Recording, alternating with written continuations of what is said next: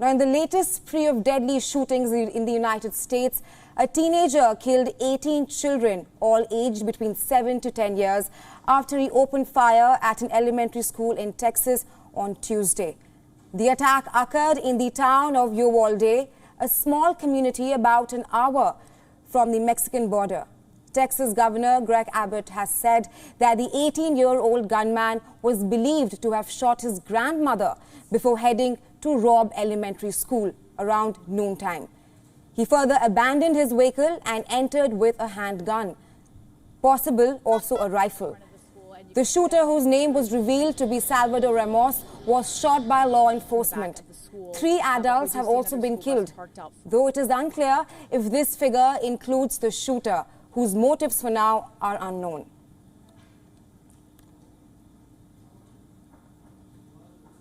At 11:32 a.m. this morning, there was a mass casualty incident at Robb Elementary School in Uvalde, Texas. This school has children that are in 2nd, 3rd, and 4th grade. I can confirm right now that we have several injuries, adults and students, and we do have some deaths. The suspect is deceased at this point. DPS is assisting with the investigation. And at this point, the investigation is leading to tell us that the suspect did act alone during this heinous crime.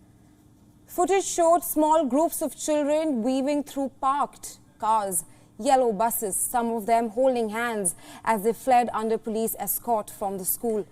All the children in the school are aged around 7 to 10 years old.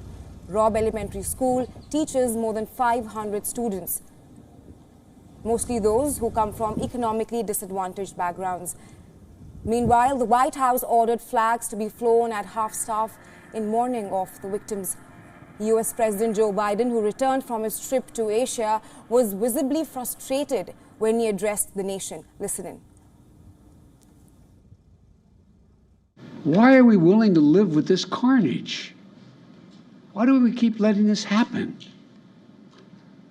Where in God's name is our backbone to have the courage to deal with it and stand up to the lobbies?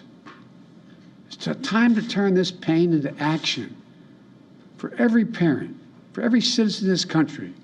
We have to make it clear to every elected official in this country, it's time to act.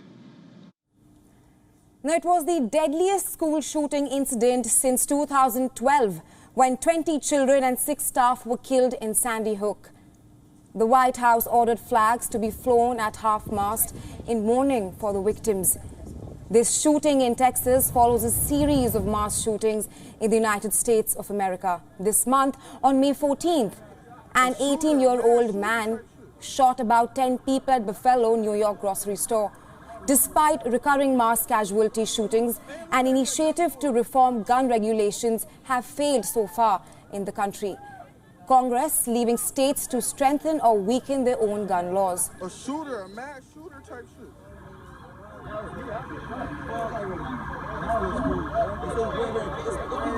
Hey, look at it here, young boys.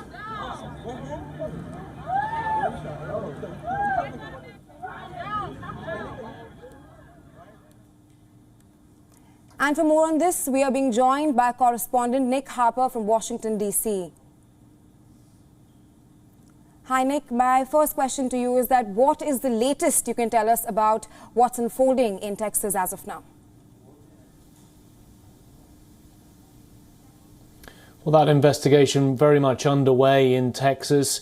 Authorities there trying to work out exactly what motivated that 18-year-old gunman to go to that elementary school just before lunchtime today and open fire on classrooms of children who were aged just 7, 8, 9 and 10 years old. It is completely unclear what may have motivated him. But what we're hearing from state senators in Texas who have been to the scene, they say that he tried to kill his grandmother before going to the elementary school, that he was a local resident, that he had attended the high school in the town, and also some suggestion that threats had been made to schools in recent months. Now, it's not clear if those threats are in direct connection to the suspected gunman. But we do know that he entered just before lunchtime today. He had a handgun, potentially also a rifle. We're told that he bought 2 assault weapons on his 18th birthday that happened in just the last few months. He was legally allowed to go and buy them, and he decided to buy them on his 18th birthday. And then, for whatever reason, he decided to target the school. Parents have been finding out during the course of the day exactly the extent of this carnage as we've seen the death toll rise. Initially, we were told that just 2 students had been killed. Of course, now, as we head towards midnight in Washington, D.C., that death toll has risen to 18. There are still some conflicting reports about how many adults have been killed on top of the 18 children. Some reports suggest 1, another report says 2, another report suggests up to 3 adults. There are also children who are in intensive care in hospitals around the Texas region tonight, and authorities will be continuing to update reporters in the coming hours to what they know and what they're able to find out. But it is likely that this investigation will last some time. They will need to look into the background of this shooter, probably also look into his online history to see whether, as we've seen in recent mass shooting, he made any threats online or whether his intentions were clear in social media posts. Right. Like you said, he first shot his grandmother and then reportedly the shooting started off campus. Do we have any information on where the children were first targeted?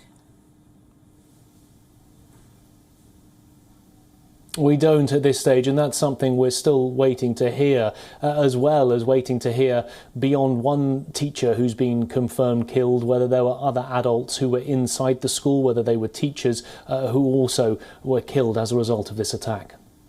Right. Lastly, US President Joe Biden seemed visibly frustrated at the gun lobby in his address which he recently gave. He said that it was time to take action. But the question is, will there be any, in your opinion?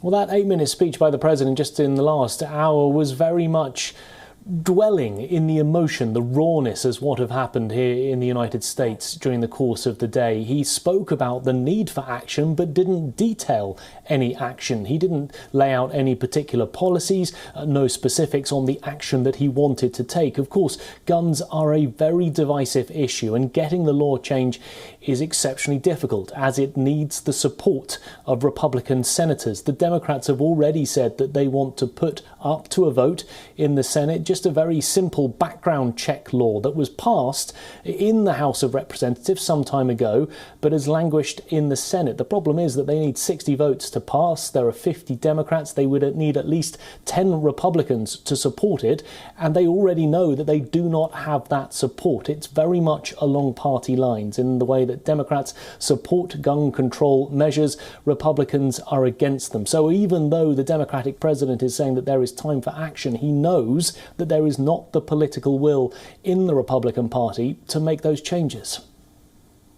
Well, thank you for getting us up to speed on this story. We will, of course, be tracking this throughout the day. That was Nick Harper, live from Washington, D.C. Thanks very much.